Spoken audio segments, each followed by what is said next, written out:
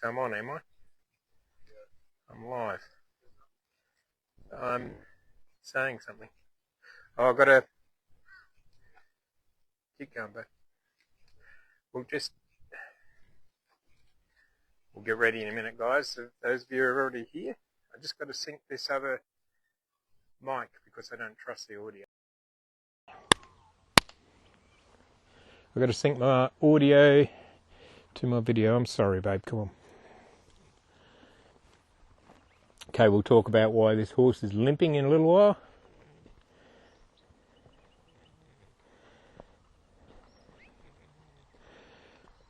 Which is part of our lesson today.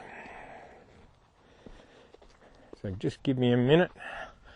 On my stats it says most people drop out within the 1 minute and 30 seconds after watching the video. So I better get to my point really quick.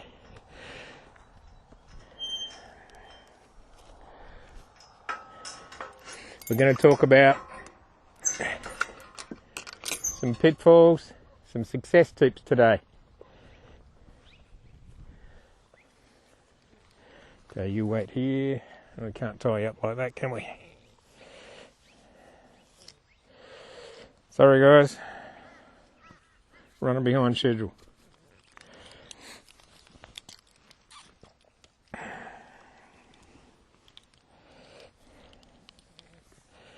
Around here we don't put the halter on much. We don't need them.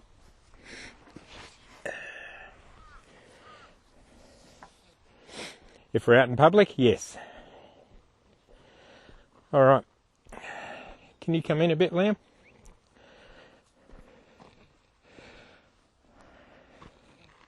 So Major's had that hay on him since last night. All right, so today I even wrote some notes down.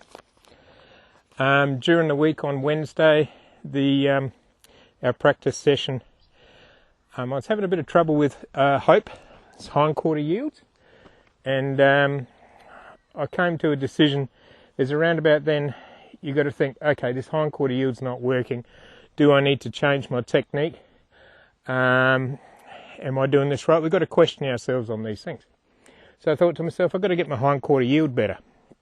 And you guys will come across this, and the reason I'm bringing it up is because through your horsemanship, you'll have pivotal moments where you've got to make a choice of, how to move forward. And this is one of those times. It's, and it'll lead to what sort of horseman you want to become and how your horse perceives you and what's the purpose of the task. So I had some trouble with the hindquarter yields out on, can you see that marker there? So Liam, so that corner marker would get out to that distance. I would be about here and try to get a hindquarter yield. Didn't work. So I had to walk out there until I got a hindquarter yield. And so I thought to myself, I need my hindquarter yield better. It's kind of obvious. So do I go online? So do I put the horse online, get a long line out there, put some phases on the hind and get that horse to where it'll, give that hind without me using the rope too much. So if you use feel in that, you could do that technique. If you pull on the rope and hit them on the hindquarters, you're not going to, as soon as you take the rope off, they're going to run away. But you could use a bit of feel and get that happening. But then I thought to myself, here I am doing these live lessons for you guys, and what sort of horseman do we want to become? So do we want to become one that, if anything doesn't work, that we opt for pressure, or one that finds another way that we can encourage the horse to give? So that was my thing. There's more than that. If I'm having trouble with the hindquarter yield now, which is respect and trust, letting the hindquarter go is a biggie. There's a whole heap of things. What happens when I come to my collection later on and I want to get my horse collected more in a fly change or a PR for some half pass or something? And I'm not getting enough collection, do I opt for bigger bits and more spurs? Do I continue to go down that track, or do I cause myself, by limiting my tools and having to find another way to become a better horseman by using your feel and your timing and getting to where you can time your release so well that the horse thinks it's a really good deal. If you can do it really well, you can get a horse to do piaffe and they think every time they're in rhythm with you, they think that's release. And they want to do it. They'll get better each time. If they think it's pressure, they'll get tighter. If, and this is the other thing as well, which is on my list, do you want to teach your horse left brain or right brain? Now understand this, we'll just call it left brain and right brain. So left brain logic, right brain reaction or instinct, okay? So if we had our horse, I put my horse out here and do a hindquarter yield and get it really good to where every time I do this, horse hindquarter yields. Would that be a right brain or a left brain? So, you know, you've got to be careful on, are you training the thought process of your horse or are you training a trick, a right brain, a reaction, just an automatic response? So I would like for my horses to be thinking horses. And you want to encourage that in horses. You don't want to have a horse that is following its instincts, its natural instincts, and we all know what they are. Anyhow, that's my rant for my first 1.5 minutes, probably more, for those of you who are about to click off now. So, in a moment, I'm just going to get Major out here. He hasn't finished his breakfast. Obviously, it wasn't good enough for him. And we're going to do some tasks. Major's going really well. The hindquarter yield problem that I had with Hope during the week, and I contemplated going online and I didn't. And I thought, no, I just need to find a better way. I need to go out further, get it clearer to her, and help her out so she sees a good deal and follows my body language and my position. And that's what we're going to talk about with Major. If I had gone to the online on that day, on Wednesday, which was our middle practice session, if I had gone to that because she wasn't yielding her hind, and now suddenly, you know, she's got a limp, she's got a bruised front hoof, but or it could be an abscess, I'm not sure yet. If I had gone to using my phases and my online, how would I feel now that I put pressure on that horse when it was suffering physically? Quite often when you're out there and your horse isn't doing what you want, there's a reason for it physically. Okay, there might be leadership and, you know, emotional issues as well, but you've got to be careful. As you get better at your horsemanship, you've got to be careful as, okay, am I getting this horse to do something that it shouldn't physically really be doing? And we see this a lot in high levels of some of the manoeuvres they do, but that's another story. Okay, so we're going to get Major out here now and run through, what was it? Oh, position. Okay, so Major's doing pretty good. And just for the record, so because we're supposed to be doing good turns and good transitions here to get our horses travelling better, now I've got one broken one, which that's not the reason. And Major, who's the arthritic-y old boy with one eye, is actually getting better each time, and he loves the mental stimulation as well, I must say. So he's getting better. His limp's getting less. I wasn't going to bring him in this lesson when I first started, but it's actually worked out really well for him. So we'll get him happening. Liam, if I could get you back towards that gate there. Yep, that's beautiful. Okay, so if you can keep me and the horse in screen, and try and get the corner marker that we're going to. Okay, every now and again I'm going to ask you to come back and show how far away I am from the marker, but don't make it too big, stay pretty close. Now if the horse comes at you, come a bit closer. Stay in the middle here though. Yep. Sorry guys, just coaching my cameraman here. He's got to be, because he's in the round yard, his zoom's not working, we've got to get that technology worked out. So if the horse comes towards you there, don't walk backwards, okay? Just wave one of your arms or your legs. You got long legs, wave a leg. Okay, just so he doesn't come at you. If you walk backwards, he'll come at you. Okay, little fella. I'll try the side you can see me on. Ah, hindquarter yield.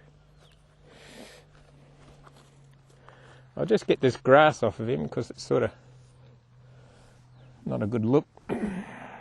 Clearly I brushed my horse before the lesson. Should have my daughter out here. Okay. First of all, I'm going to hook him on. Sorry, mate. How's your leg today? The ground's really hard in this yard at the moment, this time of year. So I got my hindquarter, got him going forward. Hindquarter, mate, where you going? Okay, that looks pretty good. And take him up to a trot because he gets bored real quick. So I'm just going to ask him to go up. Hindquarter, buddy. This way. Actually, I will. So he wants to go wide. And I'm going to let him go wide because he's a bit limpy and old. If you do them too tight when they're a bit rusty, oi, keep going. No, don't go see her. Alright. Well, it is a live video, isn't it? Come back here. Don't let him near you, Liam. Going to do a change of direction in a second. I think Major's worked it out. Yeah. Around here he'll try and canter because he's stiff. Just go slow, mate. Slow it down. Whoa it up. Oh, it can't see me.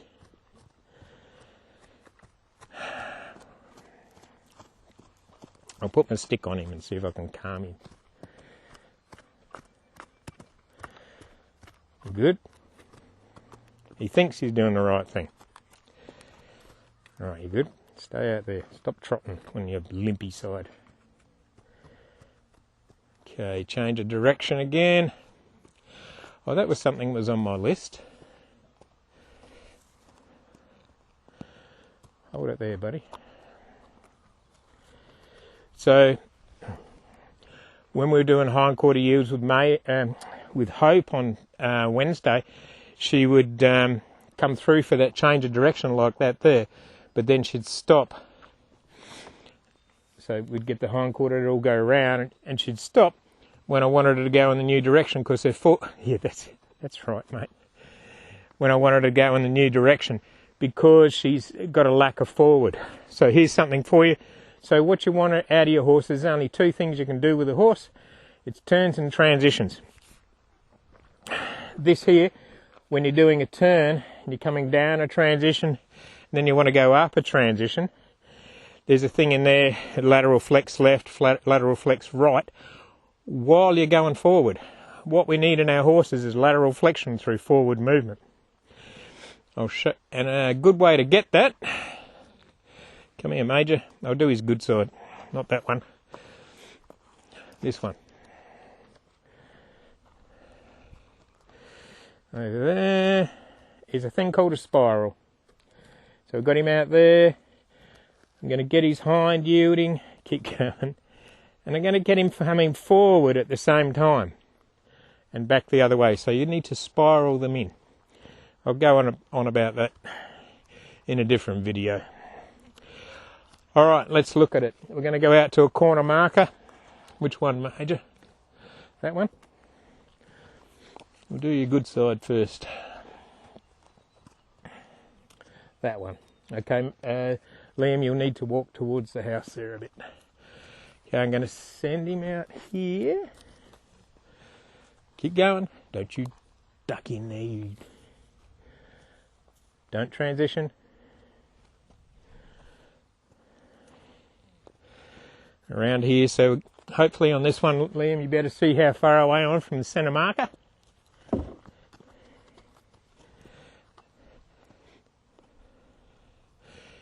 Dun, dun, dun, dun, dun. That's pretty good. Look, I'm near my centre marker. That was my goal. Good boy. All right, the next one I'm going to do a transition. Otherwise, it just turns into rope training, automatic. So here I'm going to put some body life into it. Good effort. Alright, back here, put some body life into it. Good. Looking good, mate. Can you do one more? It's always that one more that falls apart, isn't it? Don't you duck in there, I can see you. Alright, and that was the other thing I was going to talk about anyway. Come on. Put an audible in there for him. Wait, not her. Shouldn't really tie my horse up next to a gate and then send my other horse to it. Right, just stop here.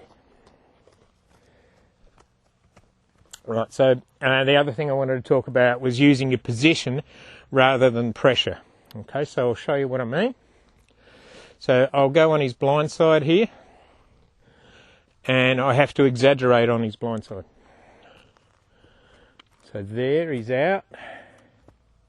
Now see my position, so see he's starting to drop into the turn.